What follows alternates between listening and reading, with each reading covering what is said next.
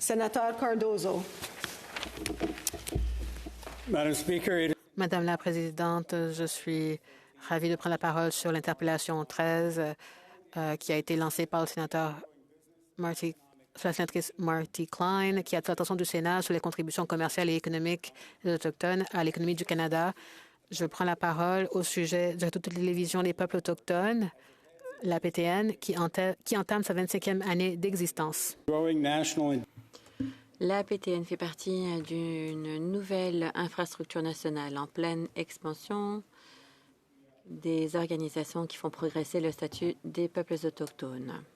J'aimerais vous parler de 3 autres entités. Le Conseil national de développement économique des Autochtones, dirigé par Don Madabé Leach, organisation nationale apolitique qui fait la promotion des entreprises autochtones. L'Autorité financière des Premières Nations, qui a pour mission d'aider les communautés des Premières Nations. Cette autorité est dirigée par Ernie Daniels, qui a été nommé au Conseil des gouverneurs de la Banque du Canada.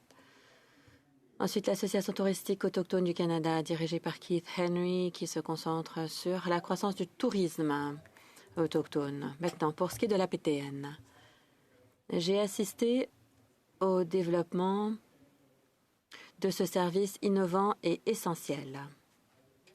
En tant que commissaire du CRTC, j'ai eu l'honneur de participer à l'attribution des licences qui lui ont été octroyées entre 1998 et 1999. Pourquoi est-ce que la PTN est si important? Parce que les peuples autochtones étaient rarement vus au cinéma et à la télévision. Et dans la mesure où on les voyait, les peuples autochtones, il y avait beaucoup de stéréotypes qui étaient véhiculés. J'aimerais vous faire part d'une intervention lors d'une audience en 1998. L'acteur Adam Beach a pris la parole. Il avait une carrière impressionnante au Canada et aux États-Unis. Et il nous a fait part d'un exemple. Le réalisateur d'un film lui a dit de courir le long d'un mur et de sauter comme un Indien. Ça, c'était un stéréotype relativement positif. Mais nous voici. La PTN fête ses 25 ans et j'aimerais vous parler de son développement. Lorsque la PTN a été lancée en septembre 1999, il s'agissait du premier radiodiffuseur autochtone au monde. Aujourd'hui, le réseau est un leader mondial qui célèbre la diversité des Autochtones, tout d'abord au Canada, mais également ailleurs. Et le réseau partage ses histoires avec 10 millions de foyers au Canada et ailleurs. Il y a de plus en plus de téléspectateurs, alors que, de façon générale, il y a de moins en moins de téléspectateurs. Le réseau a remporté de nombreuses récompenses en proposant des programmes numériques à la fine pointe de la technologie, a lancé 2 stations de radio ainsi qu'un service de diffusion continu, APTM Lumi. Depuis son lancement, la PTN a toujours proposé des programmes qui visent à rapprocher les publics autochtones et allochtones au Canada. Je trouve que leur slogan est particulièrement intéressant. Voici le slogan en question, par les peuples autochtones, à propos des peuples autochtones et pour tous les Canadiens. Alors, qu'est-ce qu'on peut y voir? La programmation varie de l'information, des nouvelles, des affaires courantes, des divertissements, en passant par la diffusion en direct d'événements spéciaux, de programmes originaux, produits par les Inuits, les Métis et les Premières Nations. La PTN doit faire beaucoup d'efforts pour répondre aux besoins de tous. Le réseau propose des programmes en anglais, en français, en cri, y compris la toute première diffusion d'un match de la LNH en cri des plaines, en Inuktitut et en autre langue autochtone. Depuis 1999, la PTN a diffusé des programmes dans 54 langues autochtones et propose maintenant une programmation régulière dans 15 langues autochtones. De plus en plus, les Autochtones considèrent que la langue ancestrale est importante au niveau culturel et identitaire. Et c'est pourquoi l'APTN encourage les créateurs autochtones à parler leur langue maternelle avec fierté et à raconter leurs histoires en utilisant leur langue maternelle. À l'heure actuelle, plus de 80% de la programmation est en fait du contenu canadien et les émissions sont diffusées en anglais, en français et dans plus de 15 langues autochtones. 80%, je le répète. C'est beaucoup plus que la moyenne de l'industrie qui se situe aux environs de 50%. En moyenne, l'APTN commande plus de 500 heures de programmes originaux chaque année. 46% de ces programmes sont diffusés en anglais, 44% en langues autochtones et 10% en français.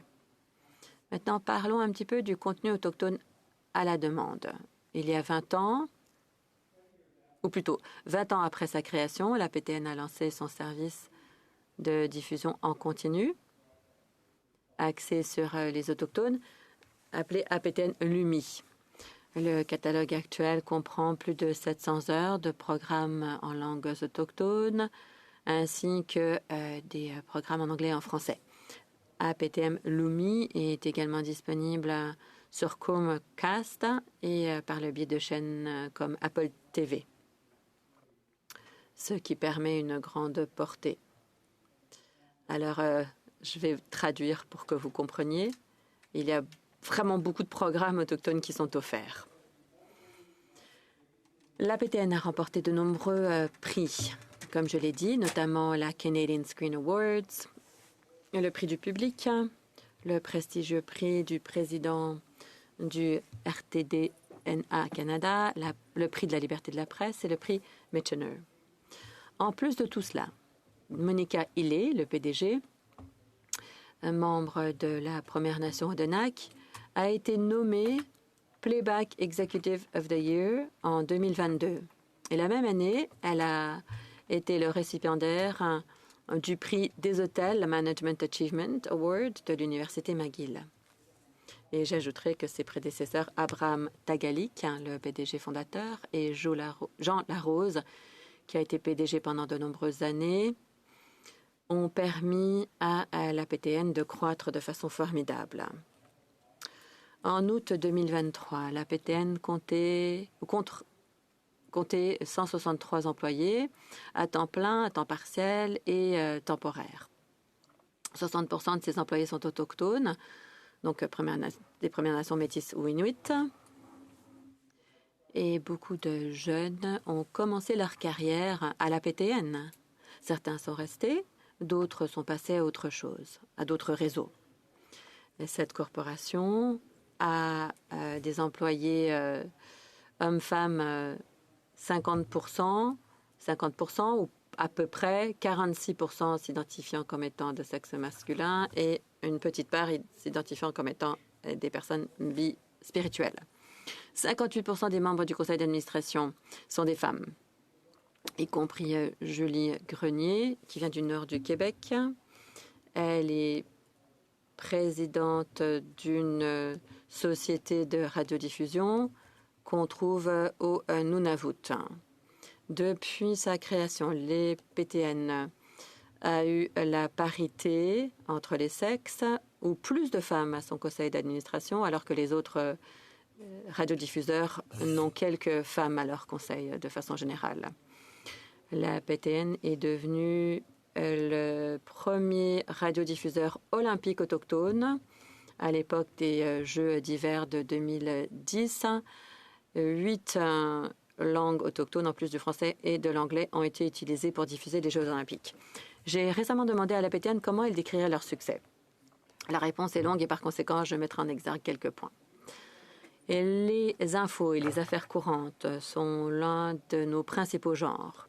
C'est parce que nous couvrons les histoires que les autres ne couvrent pas. Nous avons des équipes de journalistes qui couvrent des sujets comme les corps policiers au Canada, la protection de l'enfance, l'accès à l'eau potable, les femmes et les filles autochtones disparues et assassinées et les droits issus des traités. Nos émissions d'information sont l'APTN National News et Nouvelles nationales d'APTN. De tous les radiodiffuseurs canadiens, l'APTN est l'un des deux seuls à avoir une présence dans le Nord, au Yukon, dans les territoires du Nord-Ouest et au Nunavut. Les téléspectateurs de l'APTN apprécient une grande variété de programmes comme The Other Side, Moose Meat et Marmalade, ainsi que Secret History of the Wild West.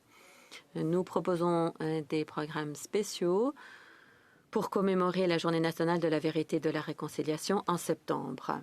Et ensuite, l'APTN répond à l'appel à l'action numéro 85 de la Commission sur la vérité et la réconciliation, qui demande à l'APTN de continuer à établir des liens entre les Canadiens autochtones et allochtones par le biais de sa programmation et de ses mesures de soutien vers la réconciliation.